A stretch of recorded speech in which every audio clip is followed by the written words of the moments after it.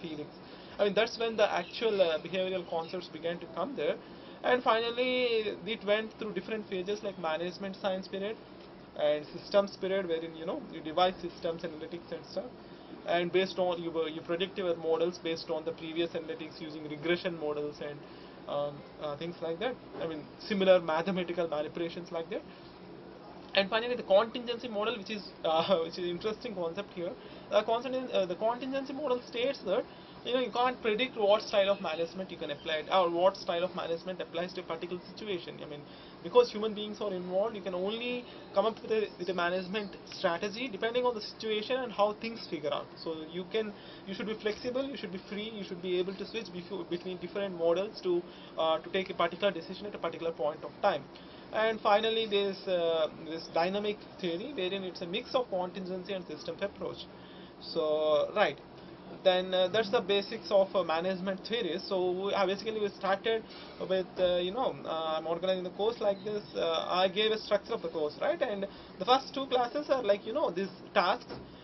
We are curious about the task, but we have not yet found out the actual intention behind making us perform this task. A bunch of already experienced people doing some sort of apparently simple looking tasks, which actually proved to be complex at the later stages. But still, what's the relevance? That's what we are thinking about at this point of time. So the relevance is understood to us. I mean, it was brought to us in the later stages of management theory. So the actual management theory consists of the basic concept, the major concepts of management theory are four, namely the planning part, the organizing part means the actual organization, the leading and controlling part, which are more about the human being, I mean the human element of management theory. The idea is planning. How does planning takes place? Okay. So the first idea is to define your problem. I mean, defining a problem is also the other way of saying finding an opportunity. And the second thing is estimating the certainty. I mean, how much certain you are about the particular outcome. And there is an element of risk and uncertainty in the process. But the whole process of planning is about making the best estimate or best use of resources you have at that particular point of time to the maximum extent, I mean maximum utilization. So planning plays a very important role to organize this entire process, right? And then here comes the concept of decision making also during planning. We're talking about decision making in the sense that there are different models of decision making, namely the rational model, wherein the rational model perspective says that you need to investigate the situation and develop alternatives and evaluate alternatives and select the best alternative possible and then implement it. So basically you need to look at the problem, then define define the different alternatives and evaluate the alternatives and I mean the repetition of the same, so I don't want to stress upon much, but the whole idea is how you find an opportunity in the problem, how you find different find a probable solution to the problem and different alternatives. Then you need to measure or what you can say calibrate each other alternative, how suitable it is to the current situation. And finally you take a decision, you choose a particular alternative or you choose a particular method, and the whole idea of all this process is effectively implementing the process, right? And then the other stages which are included can be included here is taking the feedback and then finally controlling the entire process. I mean, that's how things evolve. Then the second thing is evolving with a strategy. How I mean, I'm sort of summarizing the whole learning to the entire process.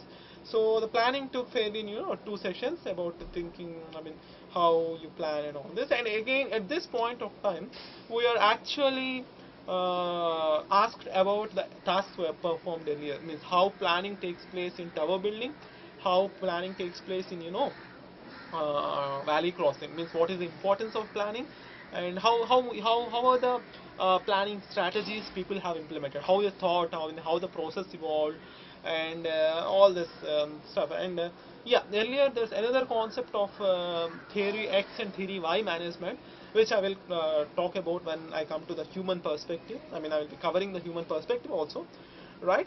Then once we, I think we are fairly done with planning and coming to strategy. Also, what's strategy?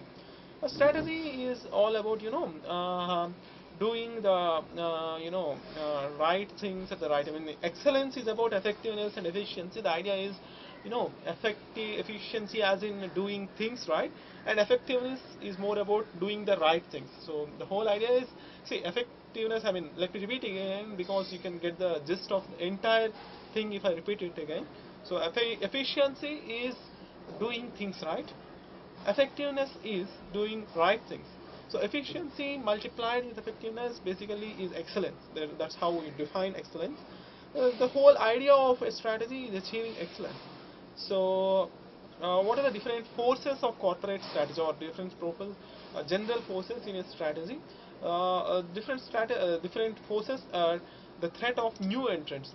For example, you're starting a business. The first things you are established business, and what is the main threat? The threat of new entrants coming up with different business models and different strategies, and the bargaining powers of new customers.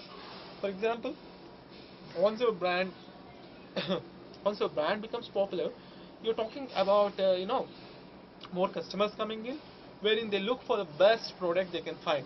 So at the same time, once the customers platform builds up, there includes a bargaining power in terms of customers. Bargaining power is not in terms of direct interaction by customers, but if they don't find your product right, they won't buy it simply. So once your sales fall down, that's another way of saying the customer is bargaining with you for either for a price or a quality, or the packing or different things. And then the threat of substitute products or services. I mean, we learned a lot about this in business economics. I mean, how substitutes and how complements work. I mean, substitute is basically a product which you will go to if you find the price of the current product very high, or if you are not satisfied with the quality of the product. I mean, the whole idea is, there are different players in the industry, in the market, and there are different substitute. I mean, the consumer is given a lot of choice. The whole point of, the whole emphasis will be on how you distinguish or differentiate your product or your line of service in the market, right? So then the bargaining power of suppliers means, once a business develops, suppliers to gain a bargaining power. I mean, if at all if you want first class product from suppliers, then you need to compromise on many other things such as price, and so you need to find out a way how you can work out this. And finally, the industry. The industry part is, it's already, if at all you are a new entrant, you will find a lot of already existing dominant players in the industry. So how you make a niche for yourself in the industry, that's the whole part of, these are the 5 different forces of corporate strategy. Means how you deal with the new entrants if at all you are already established industry, how you deal with the bargaining powers of the new customers, and how you deal with the threat of substitute products and services, then bargaining power of suppliers, and the industry as a whole, wherein you need to make a that's what I said it earlier, you need to make a niche for yourself in the industry, right? Then there came the concept of again I need to repeat once again, at this point of time also we were asked to stress upon the different strategies we have evolved during these 2 tasks, namely the tower building and valley crossing. And it's people came up with different strategies, and all the tower building is more to do with a single person. Valley crossing need to deal with a bunch of people. Then the product, and then later when you went up to organizational design. Organizational design is to deal with the product and market organization, the matrix organization. I mean, how organizational design